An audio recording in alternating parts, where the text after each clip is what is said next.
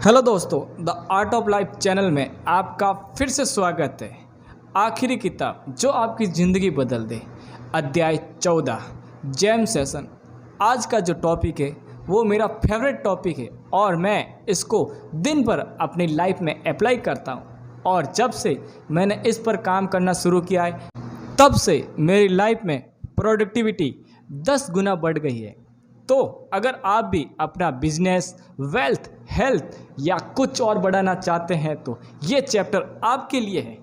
Internet पे आपको एक रिसर्च मिल जाएगी जिसका टॉपिक था जो फॉर्च्यून 500 कंपनी है उनके CEO कितने घंटे प्रोडक्टिव काम करते हैं, और ये पता चला कि उनके CEO सिर्फ 90 मिनट्स प्रोडक्टिव काम करते हैं जो उन्हें एक्चुअल रिजल्ट देते हैं।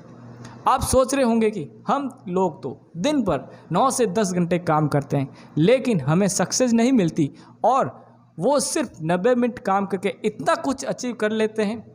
तो ये 90 मिनट जैम सेशन कहलाते हैं, और बाकी का टाइम जो हम दूसरे काम करने में यूटिलाइज करते हैं वो ऑर्गेनाइजेशन के लिए काम के हो सकते हैं और नहीं भी।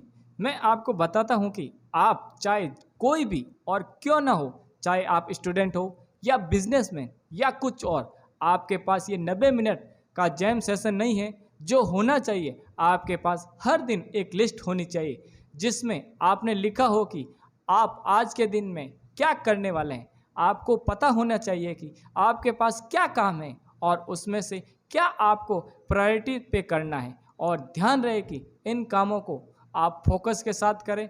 हम जो भी काम कर रहे हैं उस पर हमें पूरा फोकस करके उसे अपना 100% देना चाहिए।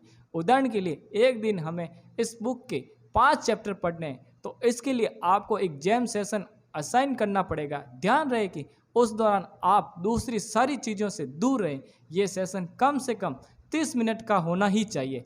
हर किसी को अटेंशन चाहिए होता है, यहाँ तक आपको भी।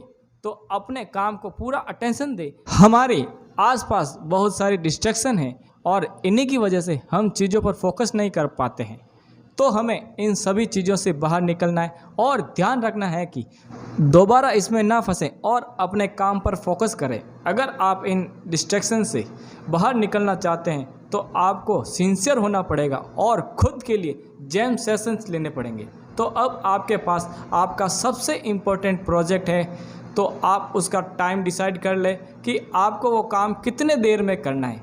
अगर आपको लगता है कि इस बुक के 5 चैप्टर आप 1 घंटे में पढ़ लेंगे तो आप 30 मिनट का टाइम सेट करें, और अगर आपको लगता है कि आप 30 मिनट्स में कर लेंगे तो 15 मिनट का टाइम सेट करें। अपने माइंड को स्ट्रेस में रखें जिससे वो ज़्यादा काम करे, और काम जितना हो सके उतनी इन्फॉर्मेशन निकाल लें। ऐसा करने से आपको ही फ़ायदा होगा।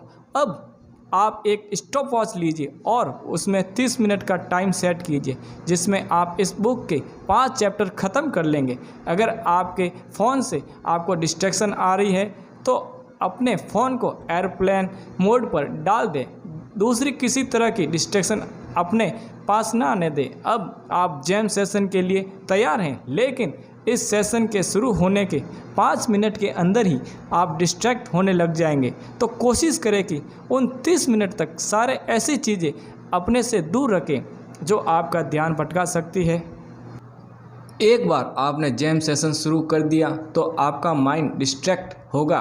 कुछ देर बाद ही आपका हाथ अपने आप आपके फ़ोन पर जाएगा। तो आपको इन्हीं चीज़ों से बचना है। तो आपको सिर्फ उसी चीज़ के ऊपर ध्यान लगाना है जो आपका काम है, उसके अलावा आपको कुछ भी नहीं करना है। अगर पूरे फोकस के साथ जैम सेशन को पूरा किया जाए, आप खुद ही चौंक जाएंगे। आपने ये कर कैसे लिया? आप सिर्फ 12 मिनट में 2 चैप्टर पढ़ चुके होंगे। अगर आप ऐसा करने में सफल हो गए तो यकीन मानिए कि आप कम समय में ज़्यादा काम कर पाएंगे। आपको ऐसा लगेगा कि समय ने अपनी चाल धीमी कर दी है, क्योंकि कम समय में आप वो अचीव कर लेंगे जो आपने सोचा होगा आप नहीं कर सकते। आपने ऐसा इसलिए किया क्योंकि आपके पास सिर्फ वो काम और फोकस था और कुछ नहीं। जो भी रिजल्ट आपको मिलेगा वो एक्सप्लेशन होगा। ऐसा इसलिए क्योंकि काम करते वक्त सिर्फ आप और आपका काम था, बाकी चीज़ों के लिए इन दोनों के बीच जगह नहीं थी।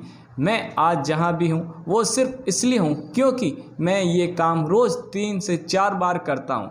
अब आप ही सोचो, अगर आप भी रोज़ ऐसा करो तो क्या होगा। ऐसा दिन में 3 बार भी किया तो आप भी उन CEO के बराबर हो जाएंगे, और अगर दिन में 4 बार कर रहे हो तो आप पहले से ही उनसे आगे निकल रहे हो।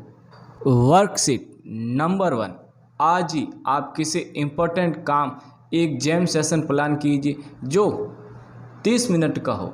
नंबर 2, एक दूसरा जैम सेशन प्लान कीजिए जो किसी काम के प्लानिंग के लिए हो। तो दोस्तों, ये चैप्टर यहीं समाप्त होता है। अगले अध्याय में हम जानेंगे टाइम मैनेजमेंट। तब तक के लिए जय हिंद, जय भारत।